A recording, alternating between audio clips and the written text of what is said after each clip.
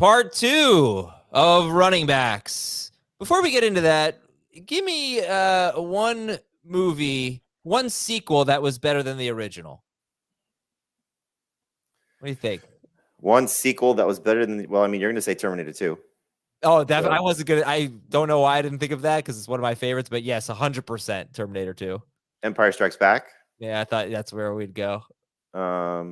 Heath, I know Heath didn't like Rocky 2 because Adrian was dead at that point, but no, Rocky was dead. Can I go with Avengers Endgame? Sure. Yeah, that's a good one. All right, that works. Welcome everybody. Welcome. Well, you could say Rocky 4 was better than Rocky 3. I was going to say Creed. Yeah, none of them are better than the original Rocky, but that's a topic for another show. Part 1 was more of an overview of the position strategies. Part 2 is really just going to be a lot of fun. We're just going to debate players, and we're going to go through ADP.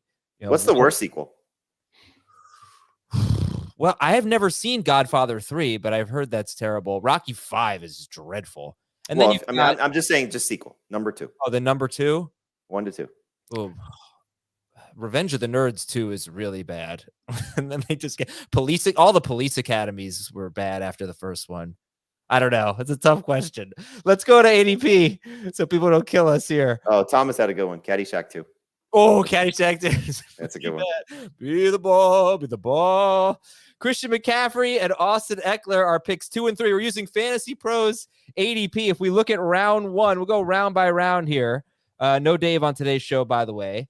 Round by round, Christian McCaffrey 1, Eckler 2, Barkley is 8th overall, Bijan is 9th overall. Those are your 4 running backs who made the first round in Fantasy Pros PPR average draft position. I think if we did this a month ago, Jonathan Taylor would have been in there as well. I know a lot of people would have Nick Chubb in the first round, but right now, according to Fantasy Pros PPR ADP, it's McCaffrey and Eckler at 2 and 3 overall behind Jefferson, and then Barkley and Robinson at 8 and 9 overall. I'd like to start with Eckler versus McCaffrey, and if there's anyone else that you think has a case for RB1, Heath, what is your take? Who should be RB1?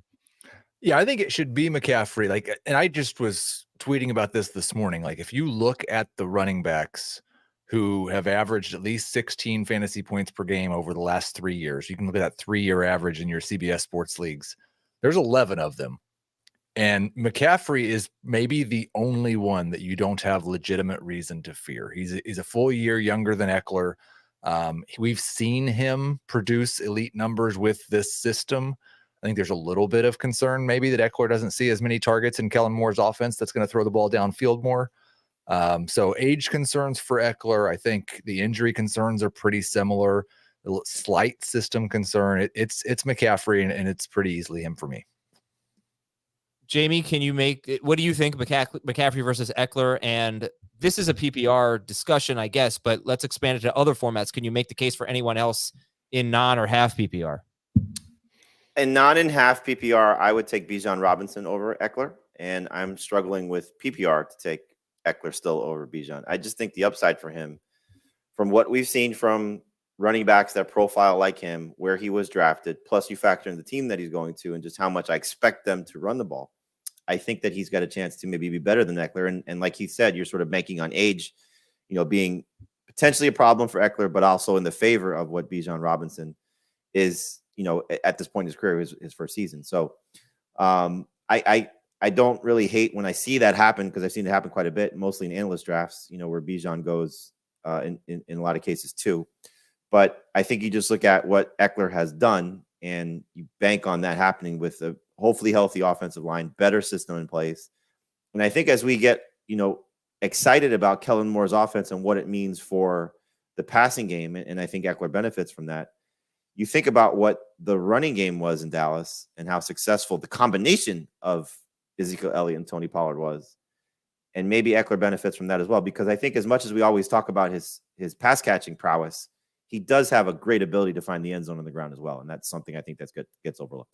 For Eckler? Yes. Yeah. Well, one thing that scares me a little bit with Eckler is that he scored 20 and 18 touchdowns in the last 2 seasons. What if he just scores 15 touchdowns? Then he's not. Oh, darn. Only 15. But he's probably not going to compete for RB1 at that, So if you're really, I don't know. I think you could poke holes in anyone. You said there are no concerns with McCaffrey, Heath. And by the way, I don't think, Jamie, that you necessarily said this, but McCaffrey's number one for you across all formats. McCaffrey's number one, but it's again, it's very tantalizing to put Bijan Robinson there, just because, again, if he hits to the level of what Saquon did his rookie year, what Zeke did his rookie year, what Gurley's done early in his career, those guys are just of recent memory of running backs that were drafted in the top 10. That's the type of player I think he can be. So, you want to err on the side of caution a little bit, and obviously look at the depth chart because he was listed third. I think just, talking, it was funny because I saw some of the tweets like Bijan's listed third. I'm like, yeah, well, obviously he's behind McCaffrey and Eckler. I was like, oh, the team depth chart, they actually team depth chart. Yeah. Morons. Look, he's got the chance to be, special. So I think all three of these guys are great. Barkley's unbelievable. Chubb is unbelievable. But, McCaffrey to me is the number one running back because when he's healthy, I think in this system, we saw it last year, even with Elijah Mitchell being there. And by the way, I know we've said it on the show, but you got to keep in mind he's hurt already, Elijah Mitchell, and he did miss, a portion of the games when these two were together as well. In this system, in this offense, this coach, he's got a chance to be dominant once again. So Heath, the Mitchell factor, I know he is hurt right now. Surprise, surprise. But McCaffrey, in the 6 games that he played with Elijah Mitchell, he averaged 16.7 PPR fantasy points per game. In the 5 games he played without Elijah Mitchell, he averaged 25.8 PPR fantasy points per game. That's the difference between RB1 and RB7. I'm certainly not saying that that's going to happen this year, but is that a concern? Is Elijah Mitchell's presence a concern for you with McCaffrey? No. I think maybe it will keep him from averaging 25 fantasy points per game. That was one of the things I think we talked about yesterday. Is there anybody going to have one of those 28, 29 fantasy point seasons or 25 even? I don't know. I don't really see any running backs doing that. But I don't know. Was one of those Mitchell games McCaffrey's first game in San Francisco when he'd been there for 3 days? I'm not that would be the Chiefs game, right? Right. No, was it the Chiefs or the week before? I think the Chiefs was the first game. McCaffrey only had 8 carries. Yeah, it's a good point. McCaffrey he had 10 touches in that game. So yeah, that could factor in. All right, so not a piece. Okay, so let's move on. I don't want to belabor that point. By the way, wow, he Azer statted your no, Mitchell didn't play that game. So no, Mitchell did not play. McCaffrey didn't get a lot of work in that game, but Mitchell got none. Anyway, I think it's great that we hopefully this year will not have a running back or a wide receiver that is scoring 28 or more, even 26 or more PPR fantasy. I don't want a total LaDainian Tomlinson or Christian McCaffrey from 2021. What? I don't want that because I want it to be fair. I want everyone. Oh my God. I want it to be fair. I don't want that player that is so much better than everyone. Don't give us a league winner. All right, so Travis Kelce just underperformed, so it's fair at the tight end position. So you know what, Patrick Mahomes and Jalen Hurts, and he's got underperform. You are taking I just said a running back or a wide receiver that doesn't. So you want those positions to be fair, but you're fine if quarterback remains completely unfair. I want it to be like it was last year. Last year, there was no one single player who was so much better than everyone else. Oh, I can't wait for the YouTube comments on this one. Do you remember how much better Travis Kelce was than all the other tight ends? It's not about being better than all the other tight ends. It's about being better than everyone else. Remember how, in previous seasons, when McCaffrey was coming off 2 straight years where he was about 30 fantasy points per game, you really wanted McCaffrey. You would have paid so much more for McCaffrey in an auction or a salary cap draft than you would have for anyone else. We don't have that. We just did a salary cap draft a week ago, and there are 5 or 6 players going for the same range. I prefer that to one mega superstar in fantasy football that's so much better than everyone else. What's wrong? Why is this a bad take? This is a great take. It's so bad. It's so horrible. Come on, man. Did that people? All right, so nope. Now here's what you have to do. If you draft said league winner, you are not allowed to keep him on your team. You have to trade him. All right.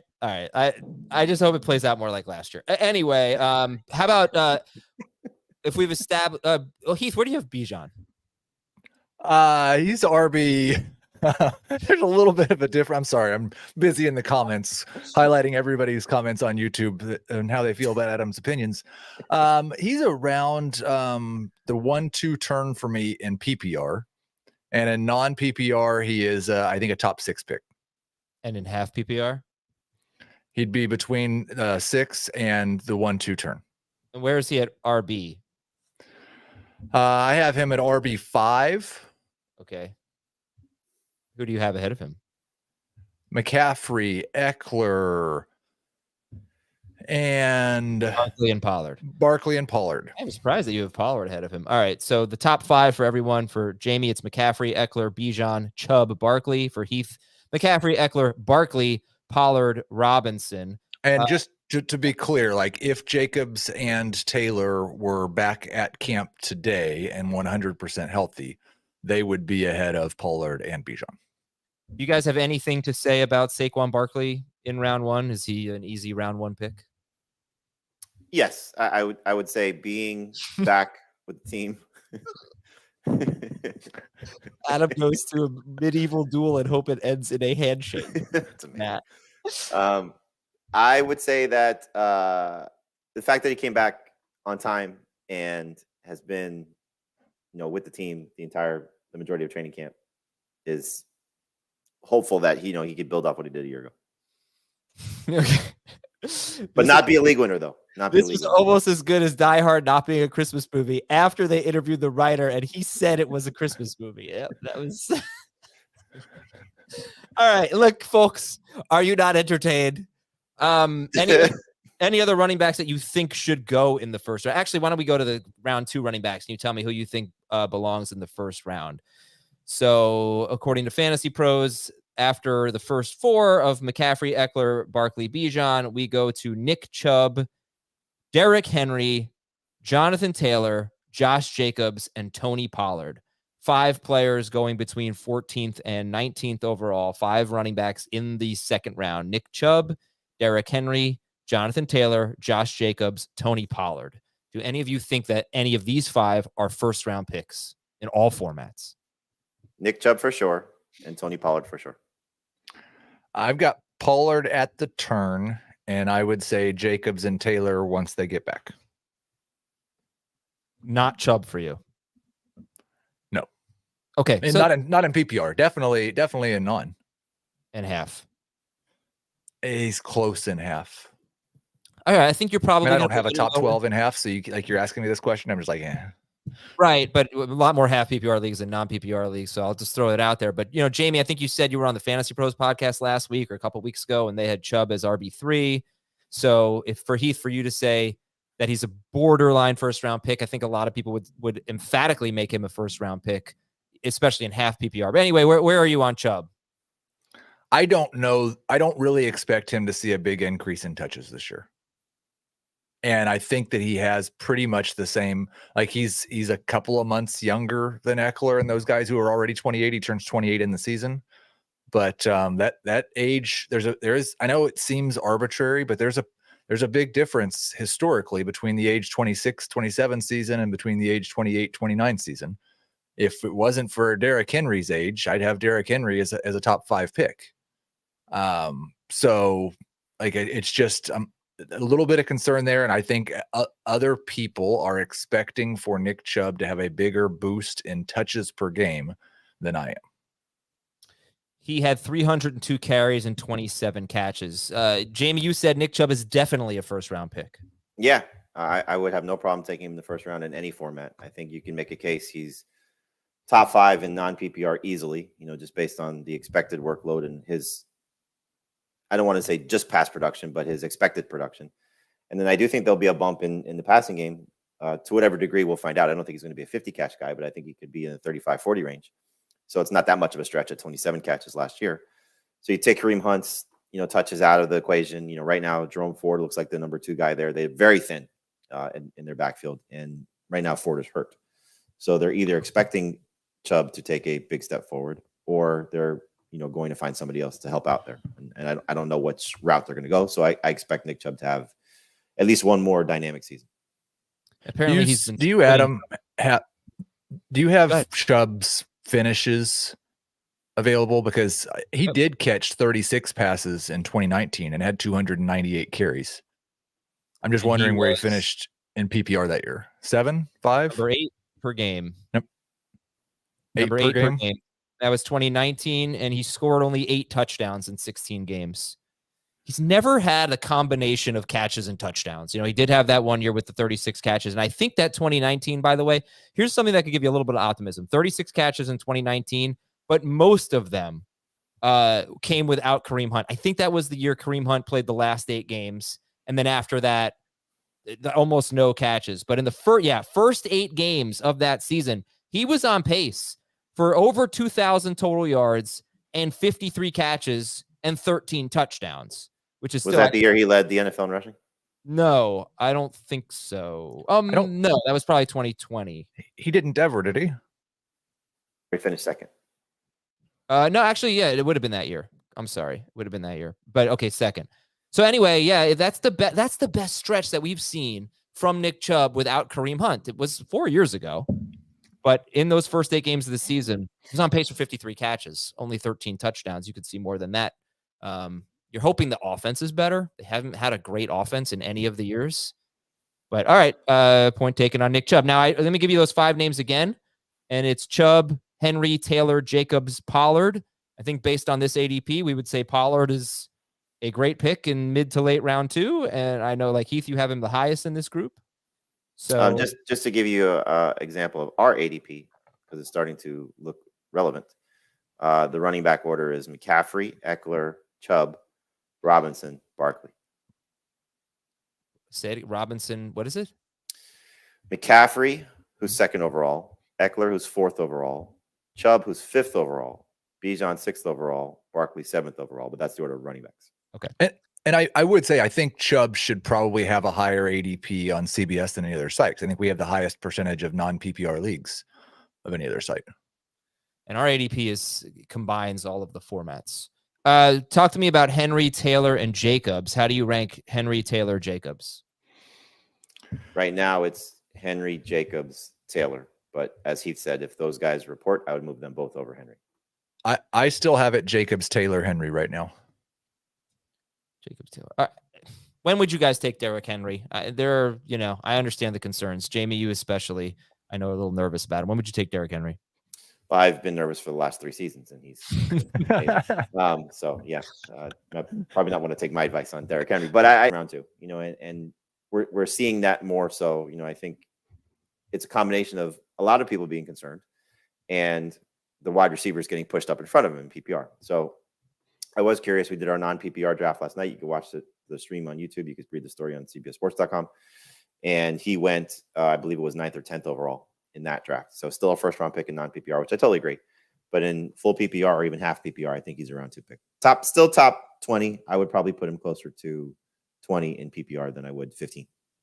Yeah. I've got him 9th in non-PPR. I've got him 23rd in full PPR. So let's call it 16th and a half. Okay. So how do you decide between Derrick Henry and Amon-Ra St. Brown and Garrett Wilson, Jaylen Waddle? In PPR, I would take the receivers, and then I would take Henry over Stevenson. Yep. Do you think Derrick Henry sets a career high in catches this year? And I think he did that last year with 33. I mean, if he does, it's probably 35, 37, 38. I don't think he's going to get north of 40. Remember, their receiving core was awful last year. The quarterback play was awful last year. He was really the only thing that they had going for him, which is typically what has been the case, the majority of his time there. But I think with Hopkins, with a better Treylon Burks, with a better Chico Okonkwo, and a full season of Ryan Tannehill, I don't know if he's going to, completely shatter that. So if you're getting close to 40 catches from Derrick Henry, you should be thrilled. Yeah. You should be absolutely thrilled. So that means he stayed healthy, and that means that he's still getting, 350 total touches, which is what you're looking for. Yeah, in 2021 he caught 18 passes in 8 games. And then in 2022 he caught 33, but how about this? He had 37 of his 41 targets with Ryan Tannehill. In the 4 games that he played without Ryan Tannehill, he had 4 targets. All right, so let's try to move on to round 3 here, unless you want to wrap it up there, Heath. Go ahead. No, I do think it's interesting to think if Henry and Chubb both play 17 games, who catches more passes? I've got Henry projected for more right now. Yeah, I would take Chubb. All right. We'll go to round 3 in just a moment. Just want to promote a few things. Please go to tinyurl.com/FFT donate. And there you can see our eBay store. We're going to show it to you here on YouTube, youtube.com/fantasyfootball today. You should hit the like button. You should subscribe. But we've got, what is this? A guest appearance. Oh, it's a guest appearance on the podcast. We're giving away a lot of different things. We're giving away guest appearances on the podcast, though. Let's start with that. So if you want to come on the podcast right now, it's $100. So all of it goes to St. Jude. Go to tinyurl.com/FFT donate and get in on that. Let's take a quick break here. When we come back, rounds 3, 4, and beyond, as we look at ADP here on the best sequel that you've ever seen, RB Preview Part 2. All right, we have gotten through 9 running backs through 2 rounds, and it does seem like those 9 running backs are just kind of in a different tier than the rest. At least that's my take. Feel free to disagree, but ADP would suggest that. We'll go to round 3. Ramondre Stevenson is the 10th running back off the board. He's 28th overall. This is Fantasy Pros PPR average draft position. He is joined in round 3 by Najee Harris, Breece Hall. I know you guys would not take Breece Hall 31st. Travis Etienne. And then 2 guys at the 3-4 turn, Joe Mixon and Jahmyr Gibbs. Ramondre, Najee, Breece Hall, Etienne, Mixon, Gibbs. Heath, can we just knock out Breece Hall and say he should not be a 3rd-round pick? Yeah, I would also. I mean, this is where my rankings diverge quite a bit from the consensus, it seems. But yeah, I wouldn't take Breece Hall in round 3. I wouldn't take Breece Hall in round 4, and I wouldn't take Najee in the first 40 picks either. Okay, so you feel comfortable with Ramondre, Etienne, Mixon, and Gibbs in the 3rd round? I have Gibbs in round 4, but I'm more open to. I understand why that's happening. Like, he's an electric talent, and he has the out of if something happens to David Montgomery, he could really see his role expand, or he could just have the Alvin Kamara season. I think it's more likely for him to justify that round 3 cost as of what we know right now than it is for Harris or Hall. But I'm not drafting any of those 3 in round 3 right now. Jamie, your thoughts on Stevenson, Harris, Breece Hall, Etienne, Joe Mixon, Jahmyr Gibbs? Yeah, I'd push back on the first thing that you said, because I think that Stevenson is worthy of being at the tail end of that group of the first 9 guys that you mentioned, because I think if he does get the work and nobody else is brought in, he's probably going to be better than a couple of those guys, barring without even an injury happening. So I would take him in round 2. So I do think he belongs there. So he's ahead of that group for me. And then I look at Mixon's the one I have a hard time with, because, I think, as we've seen, he's been very successful. He's in a great offense. There's not a lot of competition, at least on paper right now, that's going to take him off the field. So he should have the ability to, if he stays healthy, perform at a high enough level that you should feel comfortable taking him around 3. But I'm very excited about Jahmyr Gibbs, and that's been the case for a while now. It's not just seeing all the training camp stuff. It was before camp. He was a top 12 running back for me. I think you take him in round 3 in PPR. It should be at the tail end of it, so you got to, factor in some of the concerns. David Montgomery being there, being a rookie, relying on just his pass catching ability if there's not going to be a lot of carries and touchdown potential. But we've noted this quite a bit, just what the Lions produce from running back touches. And again, he's stepping into such a prominent role as a pass catcher. Just if you're looking at what they've done year over year, and last year for DeAndre Swift, it was top 10 in running back targets and top 12 in running back receptions, and that was him playing 13 games.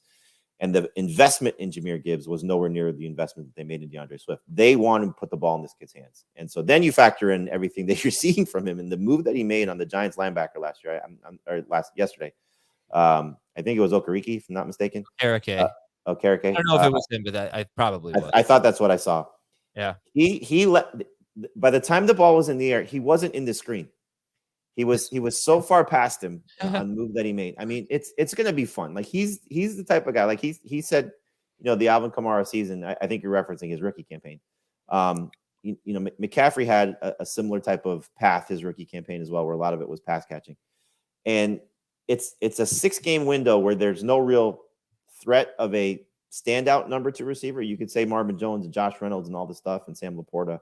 I think Gibbs is going to have a chance to, be maybe number 2 in targets on that team for that 6-game stretch. And it's going to be just a lot of fun for him. So non-PPR, half PPR, he loses a little bit as long as David Montgomery's healthy. In full PPR, I think he could lead all running backs in receptions if there is an injury in front of him. But he's going to be one of those guys, I think, that's 75 plus catches. Yeah, I hope he can just do what Kamara and McCaffrey did from a touch standpoint as rookies. They both had right around 120 carries and right around 80 catches. 80 catches is a lot to ask for. That was in 16 games, by the way, for McCaffrey and Kamara. I think they both played 16 games. Kamara was just so much more efficient. McCaffrey, even in a year where he averaged, I think, like 3.9 yards per carry, he was the number 13 running back per game in full PPR as a rookie. And that was with kind of lousy numbers in 16 games, but a lot of touches. And as mentioned yesterday, Detroit has been top 9 in running back carries and running back targets each of the past 2 seasons. That's just a terrific team for running back production, which I know we're going to talk about Montgomery later. Someone we love his value. Okay. I think we got to spend a little bit more time on Ramondre. And why are you so confident in him? And before you answer that, Heath, where do you have Ramondre Stevenson? Jamie's willing to take him at the 2-3 turn. Yeah, I have Ramondre closer to the end of round. I've got him 31st overall, so RB12, mid round 3. It's not enough to debate. I think the concern that I have, I mean, obviously it starts with Bill Belichick and running backs and the history, but also the history of running backs that have seen as many targets as he did last year and been as bad in terms of a yards per target. We talked about this multiple times in the offseason, and I can pull the exact number up, but Najee Harris was a part of that group. Basically, every running back who has seen his involvement in the passing game and averaged less than 5 targets per game, or averaged less than 5 yards per target, has seen a significant decrease in targets the next year, 20 to 30 fewer targets. Now, right now, I don't know who they would throw the ball to, but it is also a new offensive coordinator. So it's possible that they just don't throw to their running backs as much as they did last year. Okay. And Jamie, you're in. You've been since like January, I think you've been pretty big on Stevenson. Very excited about him. I think, Heath mentioned the coordinator change. I think you just look at what their personnel group looks like, and you alluded to this. There's some thinking that maybe Pierre Strong has that role. There was the talk about Ty Montgomery, who's now been switched from, the position group from wide running back to wide receiver. They're talking about Kevin Harris maybe getting a bigger role in the passing game. I just look at what Ramondre did last year in such a terrible offense. And now you're removing the guy who was the biggest threat to him from a carry standpoint. And what they've done in practice, if you've been following the reports, they're putting him basically in bubble wrap. They don't want to risk him getting hurt. He's been a little frustrated by that. He's expressed that. Somebody asked him, why aren't you not practicing? He's like, that's on Bill. And I think that just speaks to they don't want to risk what is probably their best offensive player suffering any sort of injury. So will he have the same level of receptions? I doubt it, because you said this, Adam. I think I was on our live stream last night. Mac Jones coming off the field being frustrated. But I think that also speaks to what Heath is talking about. A lot of it was just terrible dump-off passes as opposed to design plays for him coming out of the backfield, which I know a different coordinator, but it's been kind of a staple of what the Patriots offense has been for almost 30 years, when you go back to Tom Brady's tenure there and what they've done even with Mac Jones. And so I think this is still something that's going to lead to him being a 3-down back. I think he's going to have the opportunity for more touchdowns. I think if I remember the stat correctly, they had 10 running back touchdowns last year, Adam, if you want to confirm this, and 21 the year before. Right. So when they go from 21 the year before, a lot of that was Damian Harris. Well, now Ramondre Stevenson fits into that role. So if he goes from, a handful of rushing touchdowns to maybe close to 10, and then you factor in what he does as a pass catcher, bump it down to however you want to. Does he go from 56 catches to 69 catches to 53 to 45? I think he's still north of 40. So put him ahead of Henry and Chubb in that category. I would assume you have that protected as well, Heath. The ability to be a pass catcher, the ability to work at the goal line, the ability to be the focal point of a run-first offense with a better system in place, I think he's got a chance. In some cases, I feel like I have him too low, especially given the circumstances for what Taylor and Jacobs are dealing with right now. Well, it's an interesting debate worth having, because what people need to know is that round 3 has not been a great round for running backs, but hopefully it will be better. Round 2. Hopefully it will be better this year, because there are fewer running backs going in the first 2 rounds as of now. So that means you're not as deep in the player pool at running back. But over the last 5 years, if you look at Fantasy Football Calculator ADP, there's only been 4 running backs who were drafted in the 3rd round on average and finished as top 12 running backs. Been a lot of really disappointing players here. So I think if you have questions about someone and you're comparing them to a guy who's super safe like T. Higgins or maybe a guy like Mark Andrews. You know, you have to decide if you like these running backs better than Chris Olave, T. Higgins, Devontae Smith, Mark Andrews, Josh Allen, Jalen Hurts. You know, if I have questions about a running back, I'm taking all of those guys ahead of him. You know, I have questions about Ramondre. I feel the way you feel about Ramondre is kind of like how I feel about Mixon, except Ramondre is probably a better player. But I gladly take Mixon at the 2-3 turn. I think, Heath, you do too, right? Yeah. I think Mixon is difficult. He's part of that group I talked about of 11 running backs who have averaged at least 16 fantasy points per game over the last 3 years. And unless you're worried about the civil cases that have popped up or resurfaced recently, I think he probably has the least concerns of the group besides McCaffrey. He's probably the second safest of that group to as of this moment. And his role seems pretty secure, may even have less competition for touches. So it really, for me, it just comes down to, and I don't have a strong feel on it, but it just comes down to, is there really a concern of a suspension? Because if there's not, I think Joe Mixon should be a round 2 pick. And does everybody feel good about ETN, or are we getting a little nervous about the Tank Bigsby hype? Because Doug Peterson said that Bigsby's a good pass catcher. But, you know, we hear rave reports about ETN. And I'll just say that if you look at their goal line, their short yardage, like inside the 5-yard line numbers in college, and then last year for ETN in the pros, Tank Bigsby has been amazing, and ETN has been pretty average, if not bad there. So there's that thing too. It's not like a Ken Walker Charbonnet thing. Does everybody feel good about ETN in the middle of the 3rd round? I do. I do, but I think it also depends on your build, you know, and what you're looking at. You know, I think if you've gone wide running back in the 1st round, you know, unless you're so inclined to take, you know, running back, receiver, running back again, then that's, I think, the type of, you know, build you're looking at. I think if you go wide receiver, and ETN falls to the back end of round 3, which it sounds like that's where he is, middle to the back end of round 3, then that's the perfect type of running back to buy into if you want to go the hero RB route, and then depending on what you do in round 4. But there are definitely flaws. You know, I mean, we saw that at times last year, you know, but I think you also look at what he was able to accomplish with such limited touchdown and catch potential or production last year. You know, if the touchdowns tick up and the catches tick up, which, you know, that's something that he's talked about, being more involved in the passing game. And we know that he did that in college. If he can increase his catches and do a better job of finding the end zone, then he could be a maybe even top 5 running back, but certainly top 10 guy. So I would lean more toward he's more talented than Tank Bigsby. He might have some flaws that Tank Bigsby, you know, overcompensates for. But I don't want to take away what Travis Etienne could be, because they may fall down at the 1 and Tank Bigsby has a Jamal Williams type season, maybe not that many touchdowns, but just steals all those goal line opportunities. So Bigsby will take him off the field. They didn't have that last year to maybe his talent level. So that's something to be a little bit concerned about. But I think that's what's keeping him maybe from being in the top 10 as opposed to, you know, having him live in the top 15. All right, we are 15 running backs in. Let's go to round 4 now. Running backs 16, 17, 18, 19 in Fantasy Pros PPR average draft position. Aaron Jones, Ken Walker, Miles Sanders, and Dameon Pierce. And Walker's like Breece Hall. We're not taking him in round 4. Where are you guys taking like Breece Hall in round 3? Walker's too high here in round 4. Where are you taking Ken Walker? I'm not until 7.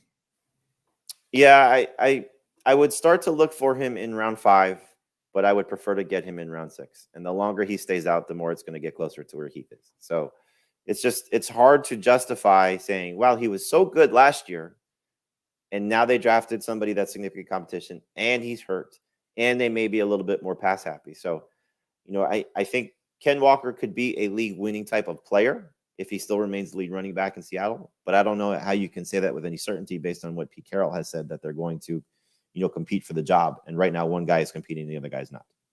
Yeah, and I can't stress this enough. If you're just tuning in for the position previews, do yourself a favor. Keep listening throughout the offseason, because so much is going to change, and we'll keep everything updated. As far as Aaron Jones, Miles Sanders, and Dameon Pierce go, Jones is well ahead of Sanders and Pierce, first of all. 9 picks in ADP. But do Jones, Sanders, and Pierce, Heath, do they all belong in the round 4 discussion in PPR? 12-team leagues, by the way, people. I love Jones and Sanders and would take them over several of the guys that we've talked about so far, certainly Hall and Walker. Pierce is one where Man, I almost have fear in both directions because he did have a 9 or 10 week stretch where he looked like a legitimate, really good starting NFL running back. I think he's better than Devin Singletary. The Texans are saying everything right about being a run heavy offense. There's videos of Dameon Pierce catching balls in the end zone.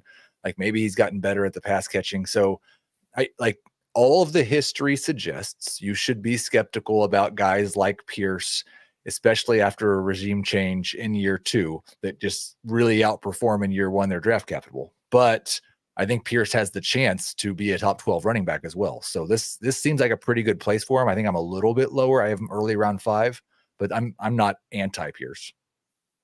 Okay. Any major agreements or disagreements there, Jamie? No, I think he said it, he said it best. And, just talking to D'Amico Ryans, at the owners meetings, this was, right after they signed Devin Singletary, he wants to use both guys, and it just really depends on, Bobby Slowick and what philosophy they bring over there. Is he going to be a Kyle Shanahan disciple and maybe lean on a couple different guys, or is he going to, feature one guy? And I think that speaks to where Pierce, should be, because like he said, he's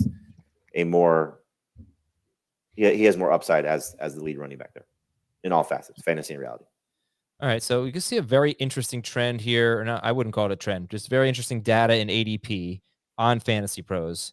Only one running back going in the 5th round, and that's Alvin Kamara.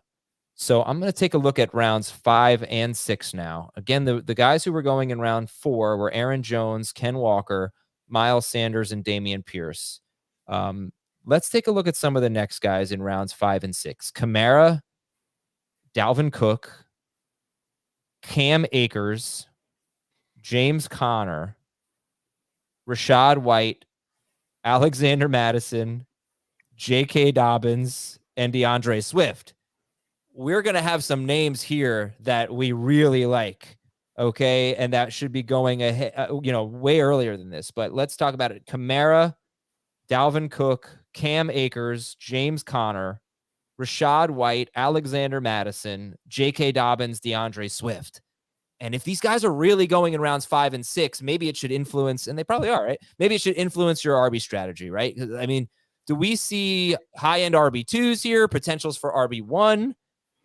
Heath, what's your take on that group? Kamara, Cook, Akers, Connor, Rashad White, Madison, Dobbins, Swift.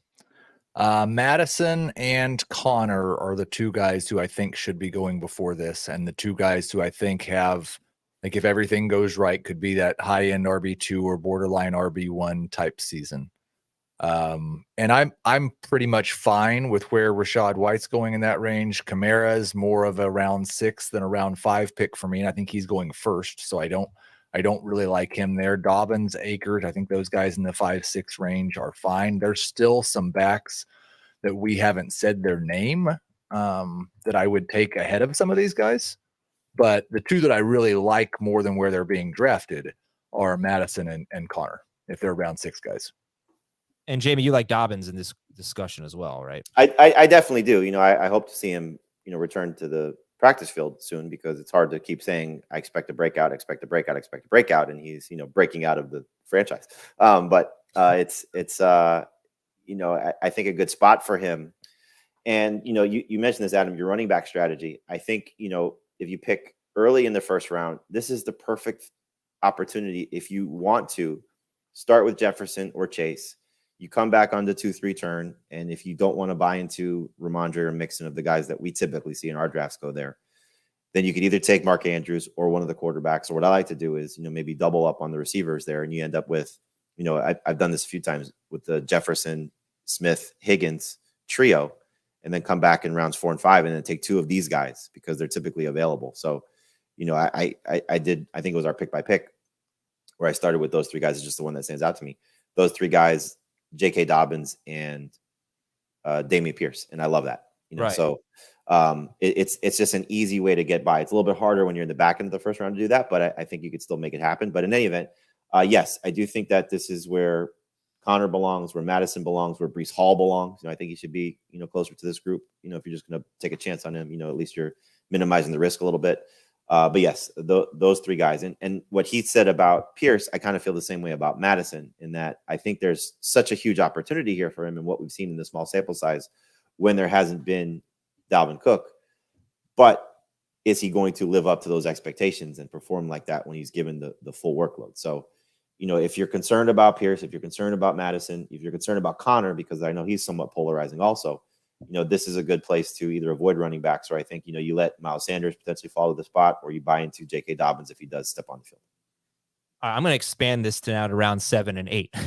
All right, because I'm going to just make a broader point here. If you throw in 3 or 4 more running backs who are being drafted in round 7 and 8, you've got Pacheco, Javonte Williams, James Cook, and David Montgomery. And again, Pacheco, Javonte, James Cook, David Montgomery. That's 31 running backs in ADP. After that, round 9 or later, you've got A.J. Dillon, you've got Jamal Williams, the Commanders running backs, the Bears guys, you've got Samaje Perine.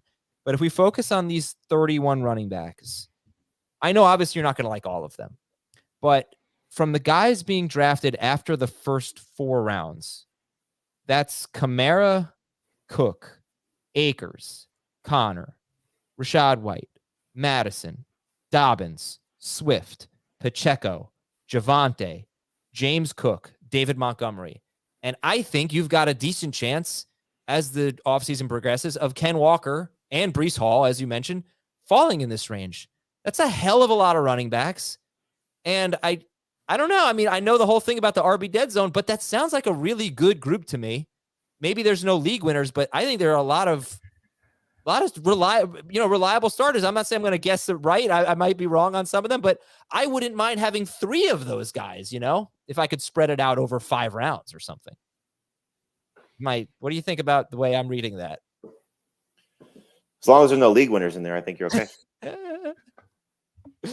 You could be a league winner at 22 points per game. I just don't need anybody averaging 29. But I don't know, Heath. I just feel excited about, I don't know how many running backs I named, probably about 15. I feel excited about them as a group, not everyone individually. There's ones that we're going to like, ones we're not going to dislike, but as a group, I feel excited about it. Yeah, I think that that's kind of where the idea, and I have a hard time applying any dead zone logic to this season because the dead zone has changed so much. So I'm just kind of disregarding it. I think in CBS drafts, it's going to be harder to find a lot of those guys in this range, although it looks like Ramondre Stevenson is somehow available at pick 50. So that would be okay. But like the round 6, round 7 range, I don't think you're going to see. And I think we'll probably see Dalvin Cook get replaced by one of those backs as he falls even further. I don't know why he's going so high. I do not have any trouble if all of these guys are going to be there starting wide receiver, tight end. I mean, it's an invitation to do that. Right. Or throw a quarterback in there, right? Or throw whatever. But like those guys, probably 60% of them are going to miss. And you say, there's a lot of solid starters there. Well, if you draft RB23 and RB24, I don't know that you're going to be super happy with that. If you draft them and they're only, 1 point per game worse than RB13, then I think you probably did well. And that's a fairly realistic scenario, but I don't know. I think there's been a sentiment, I mentioned this on yesterday's show, that running back's a little bit deeper this year. Maybe it's just not as good at the top. And, or maybe it's not as good in like the middle, like 10 through 15 or something like that. But I just see a lot of appeal to many of these players. And I think that should influence people's draft strategy. I don't think you should just skip this portion of running back. You should definitely get your hands in there. We like Madison and Connor a lot in round 6. Jamie loves J.K. Dobbins. Heath, you probably like J.K. Dobbins in round 5 or round 6, actually, right? Round 6, yeah.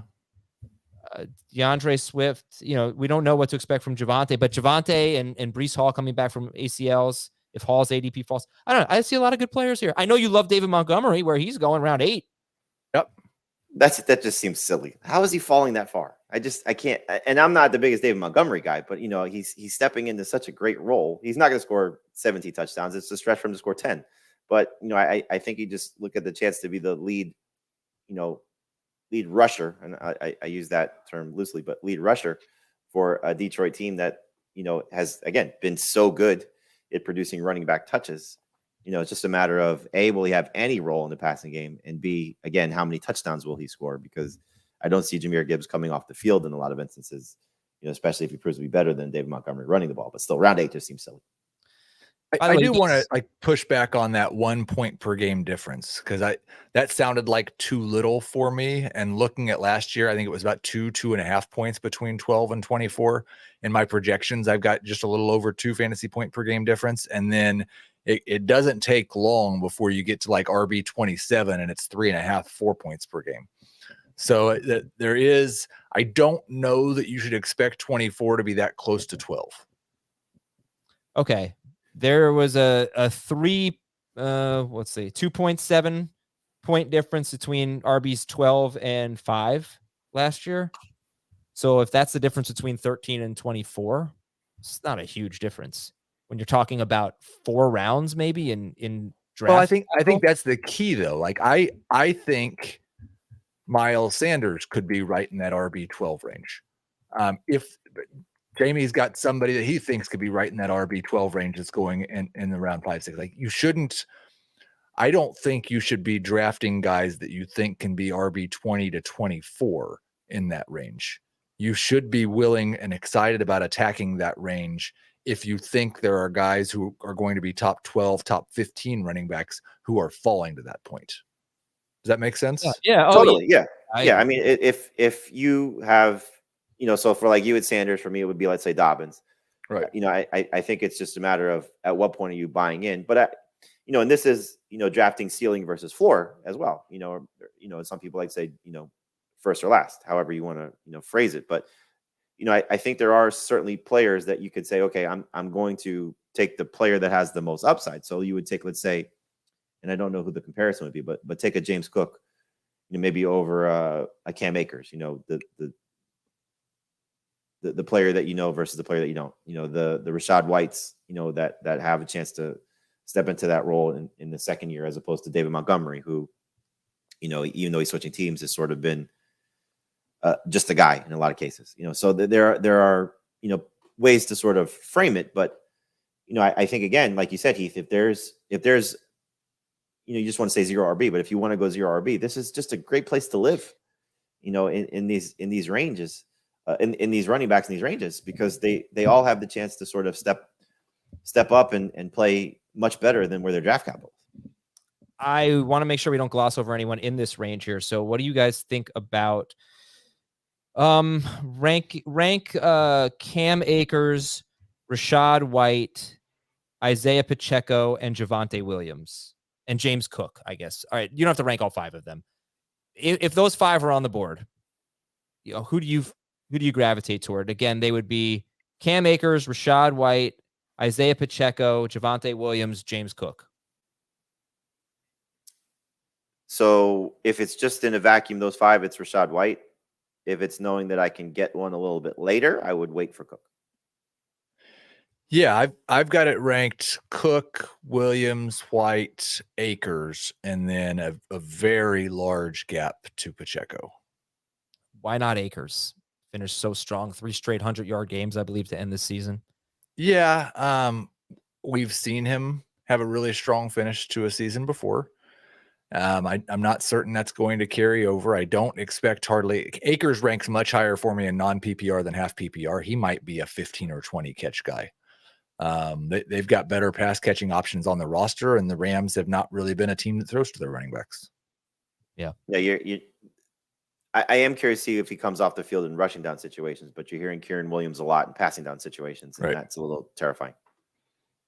All right, we're going to take a break. Do you think that, actually, before we do that, do you think that any of those guys have top 12 to 15 upside? How many of them have top 12 to 15 upside? That would be Akers, Rashad White, Pacheco, Javonte, James Cook. The only one for me would be Rashad White, because the pass catching ability has been proven. I think Baker gets a bad rap for throwing to his running backs, which is not the case. He's been very good at that, at least in helping his running backs get receptions. And this is going to be a team, while terrible, a better offensive line than a year ago because they're healthy. And I think more of a focus on running the ball. So the rushing production should improve from a team perspective. And he's already shown the ability to be a 50 catch guy as a rookie. I'll say Javonte just because we're only talking about upside and I don't have to worry about risk. Yeah. I guess I'd say Akers because I could see him having the most touchdowns. He's not off the field near the goal line. It's strange to think of that because he's on, like he and White are probably on the worst offenses. Okay, but Pacheco's not going to – I don't think Pacheco's going to score a lot of touchdowns. Well, I don't think Pacheco should – I think Pacheco is one of those guys that you draft in round 9 because you're hoping to find a RB24. I feel like Pacheco started the offseason, and I'm going to say post-Super Bowl because that was his stretch where he was clearly spotlighted as a guy that was in this group. And then as we've seen the draft unfold and free agency unfold and all these things that have come about, plus his injuries, he feels like he's closer to a Khalil Herbert than he is to this group. Speaking of Khalil Herbert, we'll talk about him and more, many, many more after this break on Fantasy Football Today. And I keep forgetting to mention something. I will do it when we come back. All right. Do you think it's relevant? I know this is a wide receiver question, but you keep talking. You guys have said you take 3 wide receivers early and then dip into that group we just talked about of running back in rounds 5 through 9, basically 5 through 8. Would you do that in a 2 receiver league or only a 3 receiver league? Is it too much to take? This doesn't have to be a long discussion. Too much to take 3 receivers with your first 3 or 4 picks in a 2 receiver league with a flex?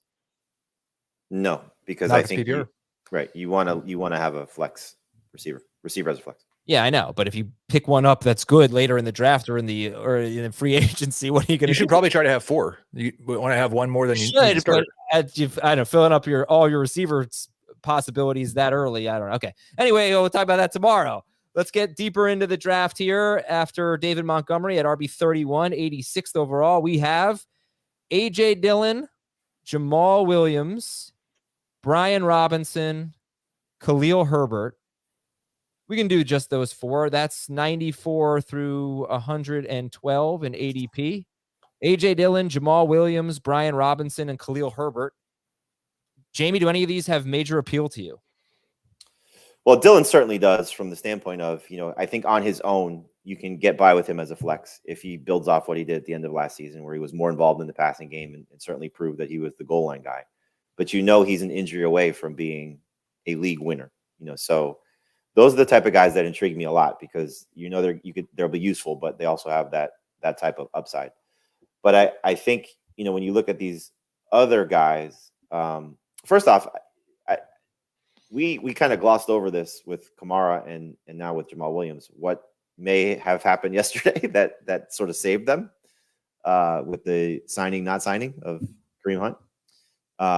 So I don't know how you felt about this, Heath, because we talked about this on CBS Sports HQ. Like I was like, oh God, here we go. This is going to kill any chance of Kamara and really crush Jamal Williams. And then, we may have another situation that could be pretty good here if Jonathan Taylor doesn't show up or is really hurt or gets traded. So yeah, Jamal Williams in this group is a little surprising that he's, being thought of this way in ADP because I think it's a 3-game window of maybe startable and then a 15 or 14-game window of can I even use him? So, I just don't know what to make of it because yes, he was great last year, but he does have to compete with Taysom Hill. He does have to compete with, Kamara for goal line opportunities. And where is he going to win elsewhere? So, did you say Gibson? Who's the other 3? It's Khalil Herbert.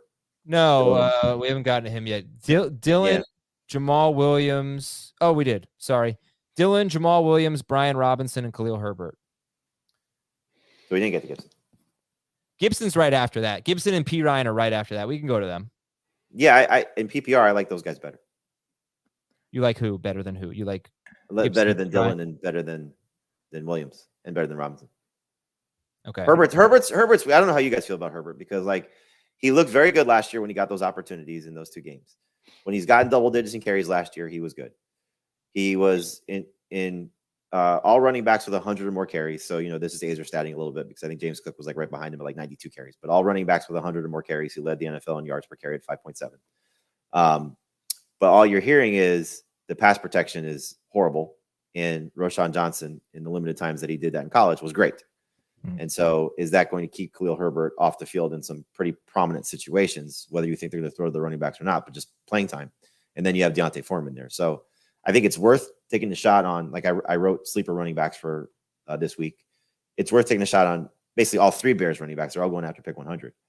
But does Khalil Herbert deserve coming off the board first? Yeah, and it sounds like he's still like getting the first opportunity, but we've heard this drumbeat all off season. Like the coach said that the most important job of the running back is to protect the quarterback. There was a Bears beat writer yesterday or the day before that had tweeted out that what will determine who RB1 is who's best in pass protection. And I've just not seen anything to suggest that Khalil Herbert's improved at that, and he's been awful at it in limited sample size so far in his career. So where he's going right now, I think is fine. Like the round 9-10 range, that's where you take these guys. But I would rather draft Foreman and Johnson at cost. And I have Dillon and Antonio Gibson a couple rounds ahead of Khalil Herbert. So yeah, plus a running quarterback too. You know, exactly. I was just about to say that it could be a completely wasted pick. He could be very efficient, but hardly ever score touchdowns, be splitting with one or two other guys, and not catch a lot of passes because that's not a huge part so far of Justin Fields' game. You are enticed by the efficiency, the 5.7 yards per carry with Khalil Herbert, but I've cooled off a little bit on him because picture Miles Sanders with legit competition last year, and not scoring nearly as many touchdowns. I don't know. It's just, it could be a situation where he's better in real life than he is in fantasy, at least as a ball carrier. Well, right. It's just, that's the thing is we talk about how good he is and we focus on what he does when he has the ball in his hand, just running. And like, he's not necessarily a very good football player besides that. Right. It's important skill. I don't understand why you would make pass protection. Like, why wouldn't you just put him on the field on first and second down? Obviously you have to pass protect a little bit there, but I know. I think what coaches like less and less in the NFL are these guys that when they are in the game, the other defense knows what type of play it is. It doesn't have to be that easy. By the way, the thing that's simple. Khalil Herbert, we don't talk about this enough, but as far as I'm seeing from my Control F, he and Zach Charbonnet are the only two running backs that have RB in their name consecutively. Let's move on a little bit because you guys like Samaje Perine quite a bit, 113th overall, right? That was one we'd spotlight as a good value. Yes. Yeah. I mean, I think it's awesome that Javonte Williams is back. I hope he's 100%. But history tells us it's just hard to come back from this injury and perform at the same level. And this was a guy that already shared time in everywhere he's been, college and the pros. And so it feels like, and I hope I'm wrong, but it feels like we're chasing that one game against the Chiefs, from 2 years ago and hoping that guy emerges for a full season. And for me, I'm just not buying it. Sean Payton's always used multiple running backs. Samaje Perine might be a better pass catcher. And if he misses any time because of a setback, because maybe he did rush back too soon or has another injury. We see like Dalvin Cook that year he came back was dealing with hamstring injuries the entire season because that tends to happen. It just makes me a little bit, cautious about drafting Javonte and just simply targeting Samaje Perine later. I think Perine should be in that AJ Dillon discussion. Agreed. Yeah. Agreed. 100%. Then you got Zach Charbonnet, who's probably also should be in that discussion. Zach Charbonnet going 122nd. Jerick McKinnon, 123rd. Rashad Penny. That's 40 running backs right there. So Charbonnet, McKinnon, and Rashad Penny being RB 40. Do you guys find yourself drafting them as late round picks? Charbonnet, McKinnon, or Penny? Yes. Yeah. Two of the three, not McKinnon. Yeah, I'm in on three of the first of all, it's 123rd overall. But if we're so worried about their wide receivers and they lost Juju Smith-Schuster, I feel like McKinnon's got to do something here. And I don't think they are worried about their wide receivers. Yeah, they're not worried about their wide receivers. Maybe Rashee Rice getting banged up. Maybe not publicly, but Rashee Rice and all these guys. I mean, it's not worried. Worry may not be worried isn't the right word. But if they don't have a reliable wide receiver, why wouldn't they throw the ball to Jerick McKinnon? Because they don't think why would you think Jerick McKinnon can make it for 20 games at 32 years old? He's not carrying the ball in between the tackles 18 times. You still get hit. He's catching passes. I remember way back in the day, we had Brian Westbrook working with us, and he said there was a big difference between getting hit by linebackers and by getting hit by 300-something pound defensive tackles. He's not getting hit that many times. I'm asking him for 8 touches a game. How many catches did Brian Westbrook have after 30? Oh, I don't know. But subtract a year. He missed the whole season with an injury. I think if you get Jerick McKinnon at the right price, it's absolutely worth rostering him. But why would you reach for him here? This is a reach, 123rd? Yes. Yeah. Well, not compared to the running backs going after him, I guess. You're hoping that he's going to catch 9 touchdowns again and do it over a 6 hoping that. Well, that's the way you make it sound. No, if he's going to catch 9 touchdowns, he should be picked in the 80s. I'm hoping that he's. But is that fair? Is that fair if a running back in the hundreds catches 8 touchdowns? Does that level the playing field? Are you allowed to do that? No. Absolutely not. All right. So after that, I asked you guys yesterday for your favorite late round picks. You gave me some names. I can review them, but Devon Achane, we got all the Dolphins running backs, Elijah Mitchell, a lot of handcuffs here, obviously. There's legitimately 2 backfields being drafted after pick 100. The Bears and the Dolphins. It's crazy. Yeah. Which one would you rather be in on? At cost, the Dolphins. And give me your favorite Dolphins running back to draft. At cost, Jeff Wilson. Forget at cost. They're both going so late. What's the difference between? I would take a chance on Achane first, but again, Okay. And Algier. Oh, how about Zeke, Fournette, Kareem Hunt? Kareem Hunt right now. How could it not be? And Jaylen Warren, Heath, someone I feel like you're going to be drafting him. I've got him just ahead of Zeke and Fournette and Kareem Hunt. I think he's a good round 11 pick. I think he probably still, I don't think he's going to have flex appeal if Najee doesn't lose more touches, but I think he has an opportunity to take touches. And if there's an injury, he could be a top 12 running back. The guys that you want that have the chance to win you your league, like this is where you take these late round flyers. Like don't take guys that are just going to be floor plays. These are guys that you want to have that you never have to start them unless there's an injury. But yes, it's Jaylen Warren, it's Tank Bigsby, it's Elijah Mitchell. It's, these guys that are an injury away and just, in some cases, fantastic systems or just opportunities that they could dominate for you. Well, as long as they don't dominate too much. That was a really good take by me. Last guy, I'll explore that in a second, but Clyde Edwards-Helaire, RB55, obviously getting a lot of work now with Pacheco still out. I have him at RB55. So that's it. Just late round flyer, but yeah, makes sense to take a shot there. His first 4 games, he was 14 PPR points or more. If this Pacheco injury stretches much further, then we're going to have to push Clyde up because I think he's pretty much dominating the first team reps right now. I think he's the guy if Pacheco is not okay. Yeah, the Chiefs, now that's still great, push them up. The Chiefs, though, have not, this is more of a Pacheco stat, have not had a top 20 per game running back since Kareem Hunt. Just kind of they had like 4 of them last year just for different stretches of the season. Yeah, there you go. Well, honestly, I'm going to press you on this. If I told you right now that we would have sort of an even distribution of elite players at the top or one guy who is so much more valuable than everyone else, which one would you take? Which scenario? One guy more dominant at the top. Why? I like greatness. Because if I have that guy on my team, I win. You have a 1 in 12 shot of having him on your team. I'd take that 1 in 12 shot. I don't even believe you. I think you're just disagreeing with me for the sake of. Would you rather win $1 billion or $500,000? Completely different analogy. And I'd rather win $500,000 because people hate billionaires. I want to be loved. All right, everybody. We'll talk to you tomorrow with wide receivers. Thanks so much. Donate to St. Jude, tinyurl.com/FFT donate. See ya.